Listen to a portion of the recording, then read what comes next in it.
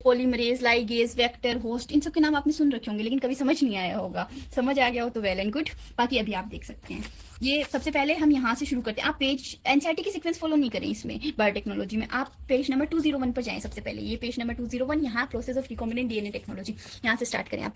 सबसे पहली प्रोसेस क्या है अपने पास? सबसे पहले अपने को वो बायोटेक्नोलॉजी में अपने को यूज क्या करना है? बायोटेक्नोलॉजी में एक वेक्टर से एक जगह से दूसरी जगह कोई भी चीज डालनी है, किसके थ्रू? वेक्टर के थ्रू अपने को इस डीएनए को ट्रांसफर करना है कैसे भी। तो सबसे पहले अपन डीएनए को आइसोलेट तो करें। तो सबसे फर्स्ट प्रोसेस अपने पास आइसोलेशन ऑफ डीएनए। अब डीएनए अपना सारी सेल में पड़ा है, तो अब अपन क्या करेंगे? अगर जैसे ये सेल है तो इसमें प्लांट सेल है, बैक्टीरियल सेल है, तो इसी के अकॉर्डिंग इनकी सेल वॉल ब्रस्ट करेंगे और फिर उनमें से डीएनए निकालेंगे। तो प्लांट सेल है तो अपन सेलुलोज डाल देंगे ताकि उसकी सेल वॉल टूट जाएगी। बैक्टीरियल सेल है तो लाइजोजाइम डाल देंगे। फंगल सेल है तो काइटिनेस डाल देंगे। एनिमल सेल में सेल वॉल एब्सेंट है तो उसको तोड़ने के लिए कुछ डालने की जरूरत नहीं है। उसके अलावा अब सिर्फ ये सेल वॉल ही थोड़ा है, उसके अंदर लिपिड है, प्रोटीन है, आरएनए है, ये सब भी अपने को, क्योंकि अपने को सिर्फ डीएनए निकालना है। इसलिए अब अपन क्या करेंगे? लिपिड डाइजेस्ट करने के लिए लाइपेज डाल देंगे, प्रोटीएस ब्रेक डाउन करने के लिए प्रोटीन ब्रेक डाउन करने के लिए प्रोटीएस डाल देंगे और आरएनए ब्रेक डाउन करने के लिए आरएनएस डाल देंगे।